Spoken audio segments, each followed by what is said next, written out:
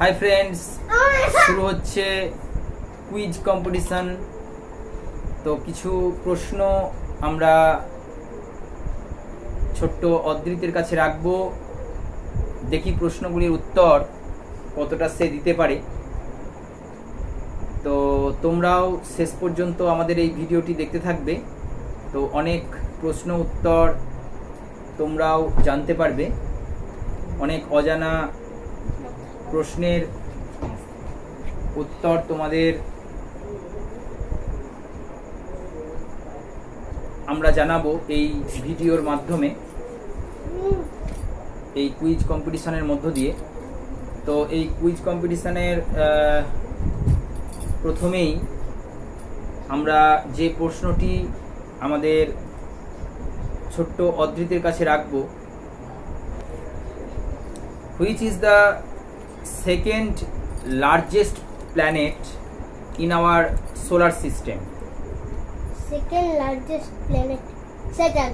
Saturn, right answer. তো অদ্রিতের কাছে চলে যাচ্ছে +10। প্রশ্নের উত্তর ছিল Saturn.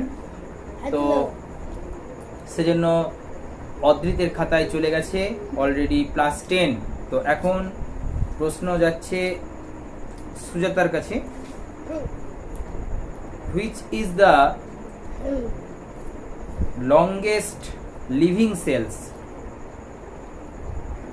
in the human body?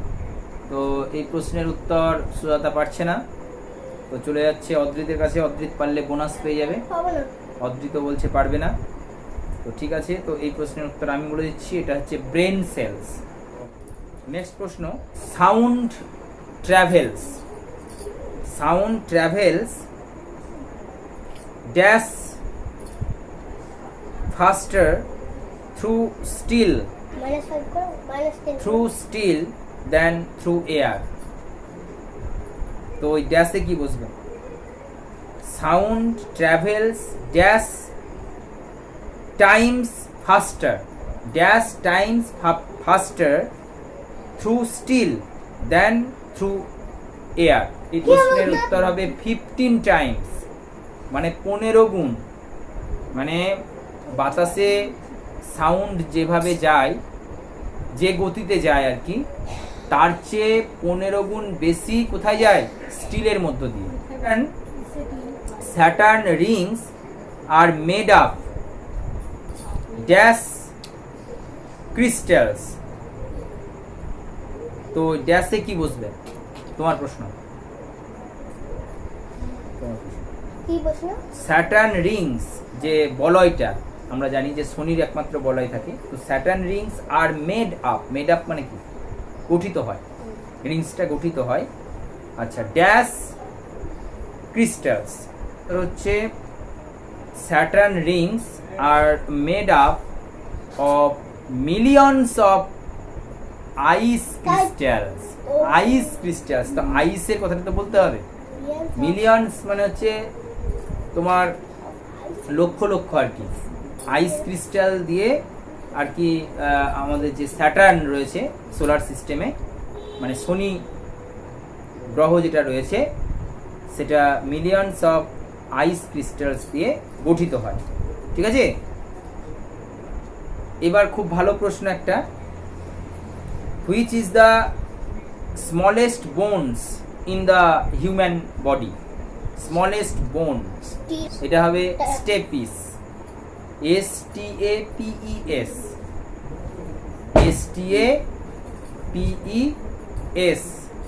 Stapes. তো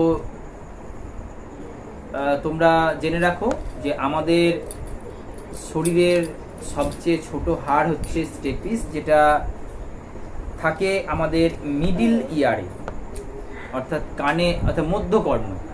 আমরা জানি যে বহিঃকর্ণ অর্থাৎ যেটা কর্ণছত্র, আর রয়েছে অন্তঃকর্ণ এবং মধ্যকর্ণ। তো সেই মধ্যকর্ণে থাকে আমাদের এই সবচেয়ে ছোট যে হাড়, তার নাম হচ্ছে স্টেপিস।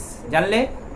কি বললাম? Dash is a very popular traditional sport of India played between the chasing team and the defending team.